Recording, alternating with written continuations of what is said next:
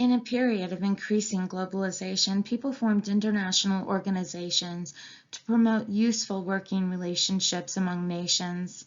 The mission of the United Nations fit with this goal of maintaining world peace and making international cooperation easier.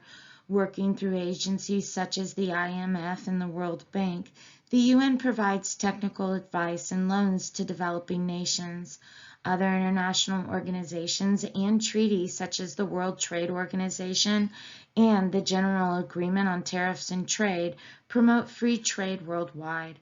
However, the United Nations was born of the devastation of world wars, and preventing conflict was its primary goal. Despite ideological differences, the Allies shared a commitment to preventing conflicts from escalating into war. In 1943, representatives of the United States, Great Britain, the Soviet Union, and China discussed the idea of the United Nations. The UN was born on October 24, 1945, a day still honored as United Nations Day. At its founding, there were 51 member states. By 2019, that number had grown to 193. Countries had tried to create a similar international organization previously. In 1920, at the end of World War I, the Allied powers created the League of Nations. Its purpose was to resolve international disputes and prevent another world war. However, the United States never joined the League. Some Americans believed that doing so would undercut U.S. authority. The League disbanded after it failed to prevent World War II. Countries hoped that a new, more powerful organization would help keep the peace. This time around, all the major powers realized they would need to belong for the organization to have any chance of success. Within the United Nations, 6 main bodies implement its work. The General Assembly is the only UN body in which all members have representation. It decides important questions on peace and security, admission of new members, and budget. To make a decision, a 2/3 majority of those present and voting must agree.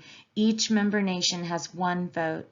The Security Council is another assembly. It acts on issues the General Assembly debates. It may even use military force against a country accused of violating UN principles. The Security Council has 5 permanent members, the leading allies of World War II, the United Nations, France, Great Britain, Russia, and China. It elects 10 other members on a rotating basis. Each permanent member has a veto power in the Security Council.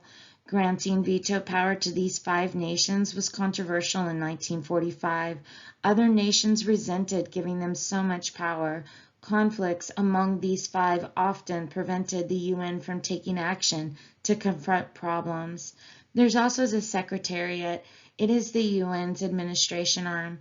The Secretary General leads and influences the entire organization. He or she usually comes from a small, neutral nation, so one of the more powerful countries cannot have an outsized influence on what the UN does. There's also the International Court of Justice to settle disputes countries bring about international law. There is the Economic and Social Council, which is the largest and most complex part of the UN. It directs economic, social, humanitarian, and cultural activities. Lastly, the Trusteeship Council supervises the governments of trust territories, including land that is now Israel, Papua New Guinea, and Nauru. One of the goals of the United Nations was the promotion of human rights. The UN adopted the Universal Declaration of Human Rights in 1948. It included several basic rights and freedoms: freedom from slavery, torture, and degrading punishment, equality before the law, the right to a nationality, the right to own property either individually or with others, freedom of thought, conscience, religion, opinion, and expression, equal pay for equal work, the right to rest and to enjoy paid holidays, equal rights for children born within and outside of marriage, the right to adequate food, clothing, shelter, health care, and education. The Declaration was a milestone achievement. Individuals from different countries, cultures, and legal traditions came together to draft a document that set standards for all governments and all people. People have translated the Declaration into more than 500 languages. Since 1948, the UN has investigated abuses of human rights, such as genocide, war crimes, government oppression, and crimes against women. Since the end of World War II, the United Nations has been well known for its peacekeeping actions. Of primary importance is prevention through diplomacy. The UN sends special envoys to help resolve problems peacefully, mindful that it was formed to prevent the scourge of war. The organization has also frequently sent peacekeeping forces, consisting of civilians, police, and troops from member countries, to try to ease tensions in trouble spots. The first peacekeeping mission was related to the 1948 Arab-Israeli conflict in Palestine. After that, UN peacekeepers served in the Congo, Lebanon, East Timor, and the Balkans. In 1988, the UN had only 5 active peacekeeping operations. By 1993, it had 28. Individual countries supplied soldiers to form U.S. peacekeeping forces. They came from dozens of countries, including Canada, Venezuela, the Ukraine, Egypt, and Bangladesh. The soldiers were usually lightly armed and instructed to return fire only if attacked. In the 1990s, the United Nations sent peacekeeping missions to hot spots in Africa, Central America, the Caribbean, and Southeast Asia. In Africa, UN troops kept peace while Namibia changed from a South African colony to an independent state. Peacekeeping troops helped end devastating civil wars in Mozambique, El Salvador, and Cambodia. In Haiti, they maintained peace while a democratic government replaced a military dictatorship. Some efforts failed. In 1994, U.S. peacekeepers could not prevent massacres in Rwanda. And in 1995, UN forces withdrew from Somalia while a civil war raged there. The struggle to bring order to Bosnia and the former Yugoslavia took years and had mixed results.